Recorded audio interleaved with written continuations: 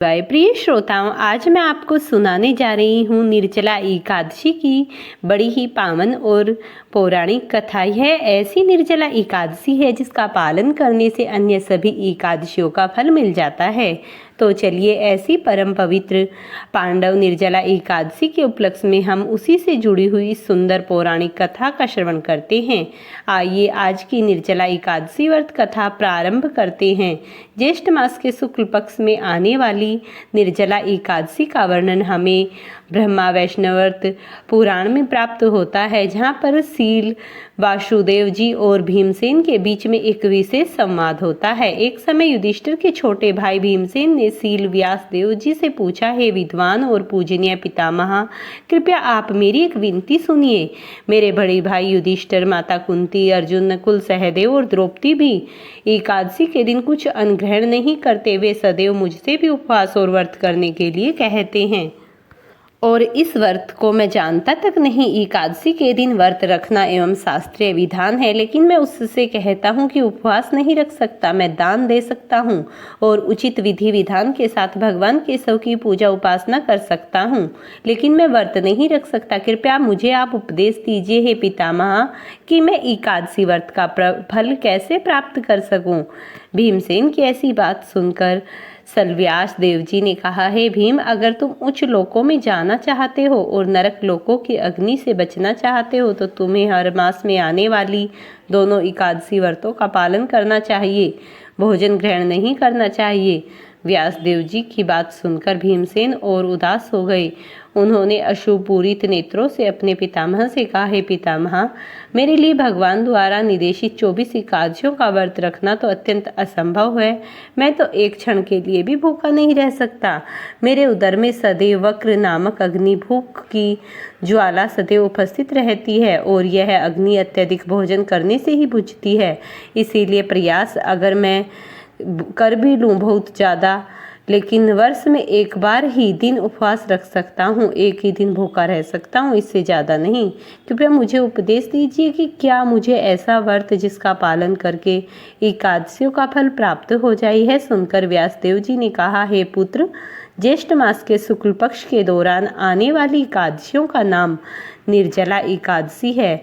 इस एकादशी के दिन जल भी ग्रहण न करते हुए संपूर्ण उपवास का पालन करना चाहिए। इस दिन एकादशी के दिन कुछ भी नहीं खाना पीना चाहिए, अन्यथा व्रत टूट जाता है।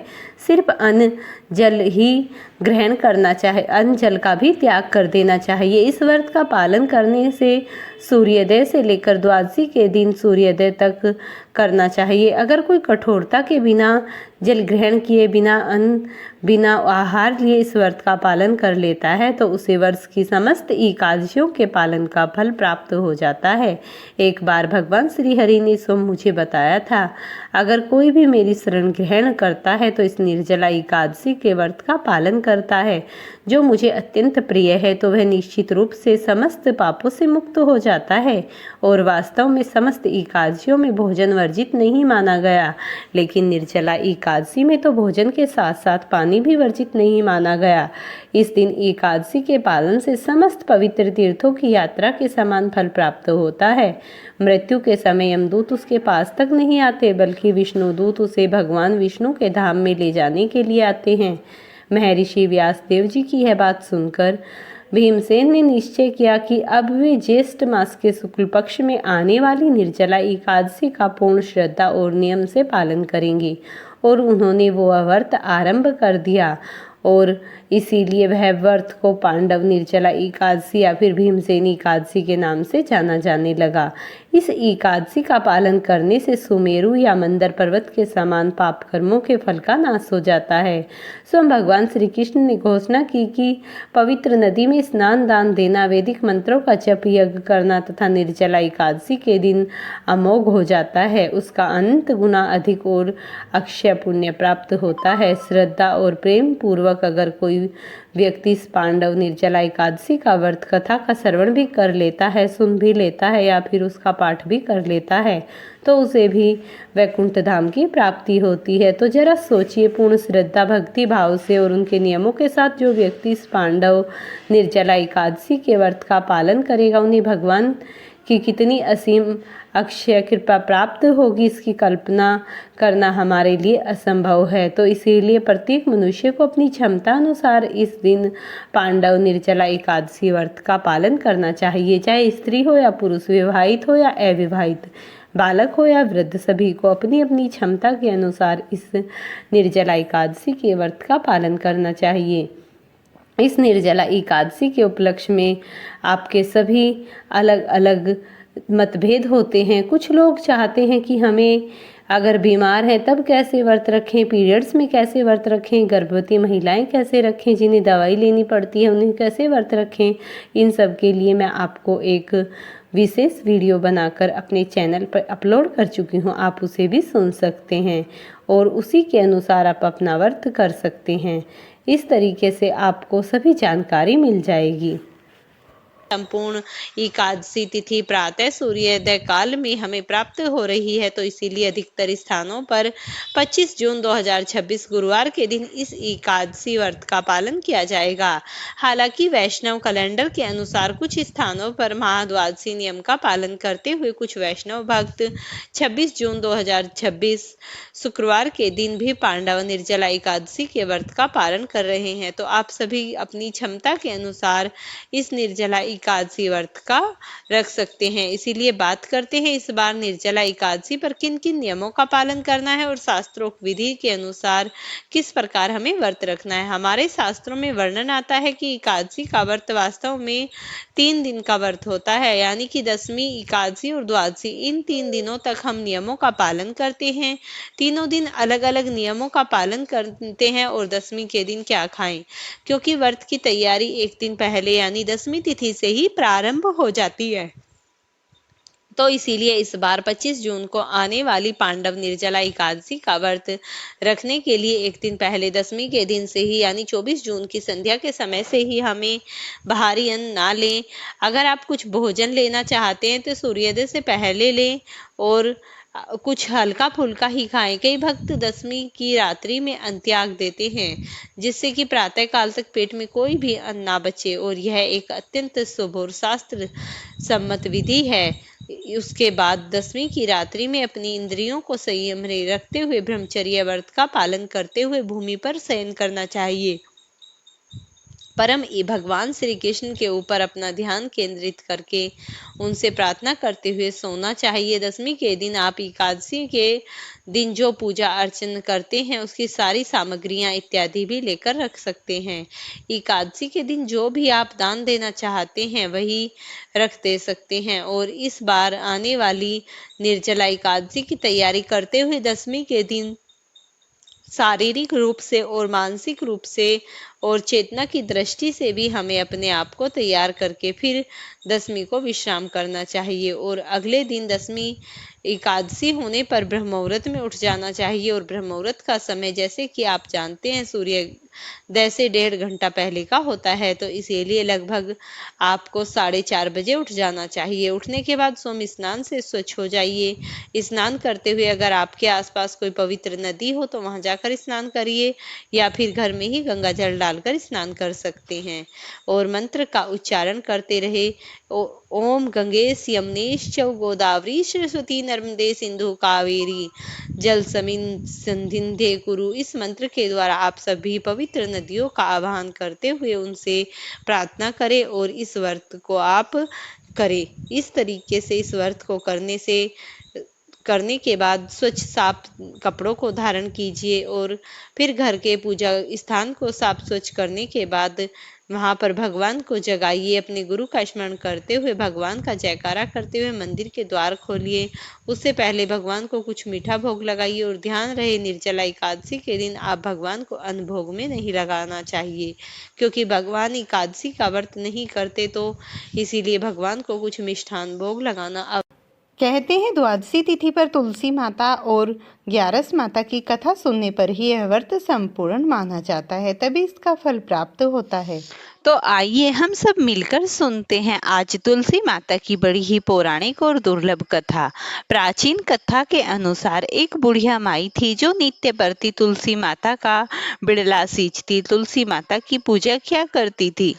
बुढ़िया माई का नित्य प्रतिदिन का नियम था। वह तुलसी माता का बिड़ला हर रोज सींचती और तुलसी माता को कहती, हे तुलसी माता सत की दाता, तुम मुझे बहू दो, मीठा मीठा ग्रास दो, पीतांबर की धोती दो, चटक की चाल दो, मटक की मात दो, मीठा मीठा ग्रास दो, चंदन सा काठ दो, रानी सा भात दो, चटक की चाल दो, ग्यारस की मौत दो और श्री कृष्ण का कंधा दो। बूढ़ी माई का नित्य प्रति का नियम था। वह तुलसी माता को हर रोज यही प्रसन्न किया करती थी। एक दिन इस बात को सुन सुनकर तुलसी माता सूखने लगी। जब तुलसी माता सूखने लगी तो भगवान श्री हरि विष्णु पूछने लगे, हे तुलसी, तुम हर रोज क्यों सूखती जा रही हो? तब तुलसी माता कहती है, एक बुढ़िया है जो मेरी भक्त है, वह हर रोज मेरा बिड़ला सींचती है और मुझसे कहती है, हे तुलसी माता सत की दाता, जब मैं मरूंगी तो मुझे श्री कृष्ण का कंधा देना। मैं उसे सब कुछ तो दे दूंगी, लेकिन मैं उसके लिए श्री कृष्ण का कंधा कहाँ से लाऊंगी? मैं इस बात को लेकर सूख रही हूँ। तब भगवान श्री हरि विष्णु कहते हैं, जब बुढ़िया तेरा पूजन करने आएगी तो तू कह देना, मैं स्वयं जब वह मरेगी उसे कंधा देने चला जाऊंगा।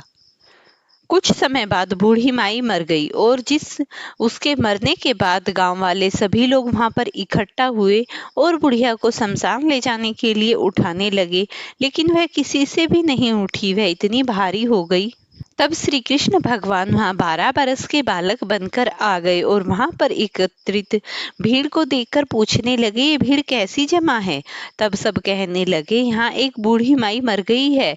उसने अपने जीवन काल में खूब पूजा पाठ किया, लेकिन लगता है वो सब दिखावा किया, क्योंकि अब ये मरने के बाद तो किसी पर उठ ही नहीं रही है। लगता है इसने पूरा जीवन ढोंग ही किया है। तब वह बालक कहने लगा, हे गांव वालों, जब मैं इस बूढ़ी माई के कान में कुछ कहूंगा तो ये तुरंत हल्की हो जाएगी और उठ जाएगी। वह बूढ़ी माई के पास गए और जाकर कहने लगे, हे बूढ़ी माई, मन की निकाल ले, पीतांबर की धोती ले, मीठा मीठा ग्रास ले, बैकुंठ का वास ले, चटक की चाल ले, पटक की मात ले, राजसी पाठ ले, दाल भात का भोज ले, नाती पोते गोद ले, रानी सा राज ले, मन की निकाल ले, श्री कृष्ण का कंधा ले, मैं स्वयं तुझे कंधा देने आ गया हूँ। इतना कहते ही बूढ़ी माई हल्की हो गई और वह इतना कहते ही हल्की होते ही शमशान उसे ले गए और शमशान स्वयं श्री कृष्ण ले गए। वहां जाते ही गांव वालों ने देखा, जब बुढ़िया का अंतिम संस्कार हो गया तो जो वह छोटा सा बालक आया था वह अदृश्य हो गया। सब गांव वाले कहने लगे, स्वयं भगवान ही इसे कंधा देने के लिए आए थे। प्रेम से बोलिए श्री हरि विष्णु भगवान की जय हो। पूर्व काल की बात है, एक बुढ़िया रहा करती थी एक गांव में, जिसका नाम सुखिया था। उनके घर में बहुत ही संयम नियम और सब लोग बड़े प्रसन्नचित रहा करते थे। बुढ़िया का नित्य नियम था, वह एकादशी माता का पावन व्रत किया करती थी। बुढ़िया माई का नित्य प्रति का नियम था, वह हर रोज तुलसी माता को जल दिया करती थी। स्नान करने के बाद उनकी पूजा आरती करती, दीपक जलाती और तुलसी माता की परिक्रमा किया करती थी। उनका परिवार बड़े ही खुशी खुशी और पूरे प्रसन्नचित मन से चल रहा था। एक दिन की बात है, 2 सखियां, सुखिया और उसके साथ उसकी सखी दुखिया, दोनों बातें कर रही थी और बातें करते हुए आपस में कह रही थी, क्यों ना हम द्वारिकाधीश चलें। जब द्वारिकाधीश जाने की सभी औरतों में बातें चल रही थी तो कुछ वहां पर कम उम्र की भी औरतें बैठी हुई थी, जो बुढ़िया को माई कहकर बुलाया करती थी। वो कहने लगी, हे माई, तुम भी द्वारिकाधीश चलो हमारे साथ।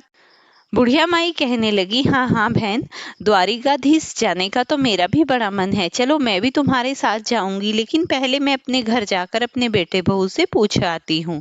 बुढ़िया माई अपने घर आई। घर आने के बाद उसका बेटा नौकरी पर गया हुआ था। जैसे ही बेटा नौकरी से आया, बच्चे उसके लिए खाना लेकर गए। उसने खाना खाया और बूढ़ी माई को भी खाना दिया। तो बूढ़ी माई ने कहा, नहीं, आज मैं खाना नहीं खाऊंगी। तब बूढ़ी माई का बेटा अपनी बहू से कहने लगा, क्या आज माँ जी ने खाना नहीं खाया है? वह कहने लगी, नहीं नहीं, आज माँ जी ने खाना नहीं खाया है।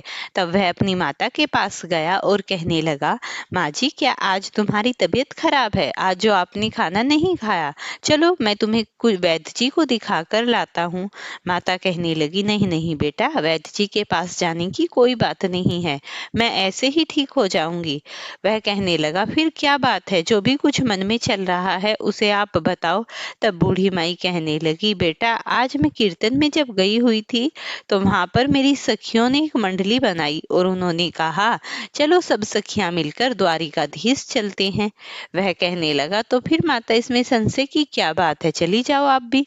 तो वह कहने लगी, बेटा मैं चली तो जाऊंगी, लेकिन मेरे जाने के बाद जो घर के आंगन में तुलसी माई हैं, उनका नित्य का नियम है, उन्हें स्नान आदि कराने के बाद उनकी आरती पूजा कौन करेगा, कौन उनकी परिक्रमा करेगा, ये कार्य मैं किसे सौंप कर जाऊं? तब वह कहने लगा कि इस कार्य को तुम मेरी बहू को दे दो। बहू ने भी पति को हाँ कर दिया और वह हाँ तो कर गई, लेकिन उसने मन ही मन साजिश रचनी प्रारंभ कर दी। वह कहने लगा कि माता जाएगी? वह कहने लगी, हाँ हाँ माँ जी जाएगी, तो मैं इनके लिए गोंद काजू किशमिश के लड्डू बनाकर रख दूंगी। वह जैसे ही सुबह हुई उसकी माता ने कहा कि मैं मंडली में जा रही हूँ और मैं आज द्वारिकाधीश के दर्शन करूंगी। बहू तुम अच्छे से तुलसी माता का पूजन और ध्यान रखना। वह कहने लगी, हाँ हाँ माँ जी रखूंगी। तो बहू ने अपनी साजिश के अनुसार क्या किया, उसने तुलसी जी के गमले से तुलसी को उखाड़कर एक तांबे के डब्बे में भर दिया और भरकर डब्बे को जैसे ही उसकी सांस जाने लगी, सांस को थमा दिया। सास कहने लगी, सास जाते हुए बहू को आशीर्वाद देती है, दूधो पियो पूतो फलो, लाखों करोड़ों की संपत्ति तुम्हारे घर में रहो, तुम खूब खुशी से अपना आनंद व्यतीत करो, हमेशा अपने जीवन में खुश रहो। इस प्रकार सासू आशीर्वाद देती है बहू को और फिर उसकी सास अपनी सखियों के साथ द्वारिकाधीश के दर्शन करने के लिए निकल पड़ती है।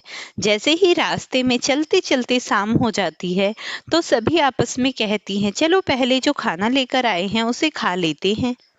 तब सभी ने अपने अपने डिब्बे खोले तो सब में खाना था। तब बुढ़िया माई ने अपना डब्बा खोला तो देखा कि उसमें तो काजू बादाम और घी के लड्डू भरे हुए थे। तब बूढ़ी माई कहने लगी कि अपने मन ही मन अपनी बहू को आशीर्वाद देने लगी और बूढ़ी माई की सखिया कहने लगी, हे बूढ़ी माई तुम्हारी बहू कितनी अच्छी है जो तुम्हारा इतना ख्याल रखती है, तुम्हारे लिए देसी घी के लड्डू बना कर दिए हैं। तब बुढ़िया माई ने एक लड्डू निकाला और उस लड्डू में से आधा आधा अपनी सखियों को बांट दिया और आधा लड्डू स्वयं खा लिया।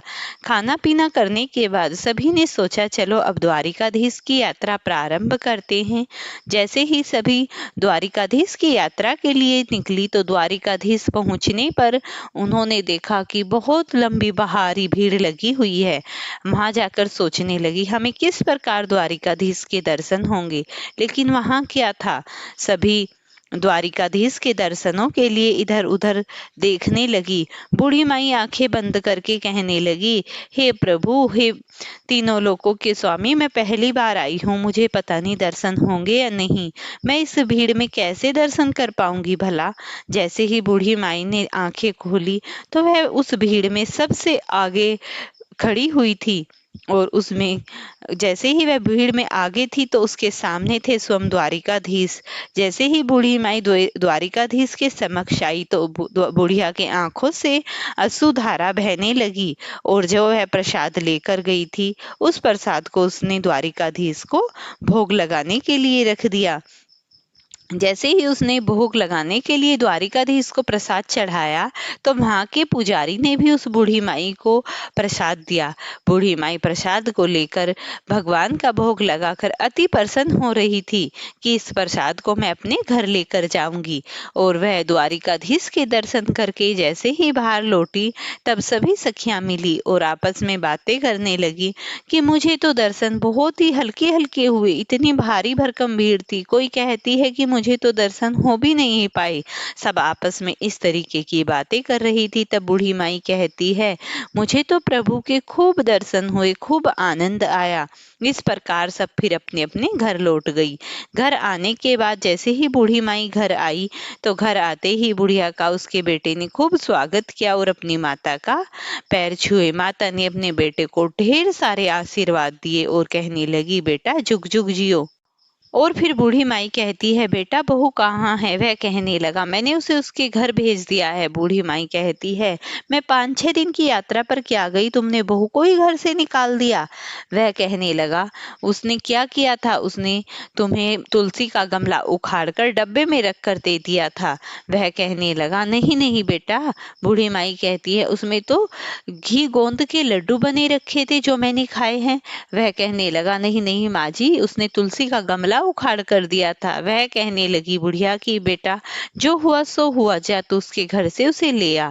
बूढ़ी माई की बात सुनकर वह अपनी बहू को लेकर घर आ गया। बहू ने घर आकर तुलसी माता की जो उसने गमला उखाड़ा था अपनी सास से बहुत क्षमा प्रार्थना की और माता के चरणों में गिरकर बहुत रोने लगी। तब उसकी सास कहती है, मुझसे क्षमा मत मांग, तू स्वयं तुलसा माता के सामने क्षमा मांग, वो ही तुझे माफ करेंगी। वह माता के सामने गिरकर रोने लगी और कहने लगी, माँ मैं अज्ञानी थी जो मैंने इतनी बड़ी भूल कर दी। तब माता ने उसे क्षमा किया। वह खूब पूजा करने लगी और फिर सास ने उसे और पोतों को सबको प्रसाद दिया। सब प्रसाद खाकर खुशहाल हो गए, उनका जीवन समृद्ध हो गया और पूरा परिवार फिर तो तुलसी माता की सेवा में लग गया। प्रेम से बोलिए तुलसी माता की जय हो। कथा का वर्णन, एक बार पृथ्वी पर अधर्म बढ़ने लगा, मनुष्यों के मन में दया, करुणा, सत्य, सेवा सब कम होने लगे। इससे पृथ्वी माता अत्यंत चिंतित हुई और वो भगवान श्री हरि विष्णु के पास पहुंच गई क्षीर सागर में। पृथ्वी ने कहा, प्रभु मेरे ऊपर बोझ बढ़ रहा है, पापाचार और क्रूरता से मेरा हृदय भारी हो गया, मुझे शांति कैसे मिलेगी?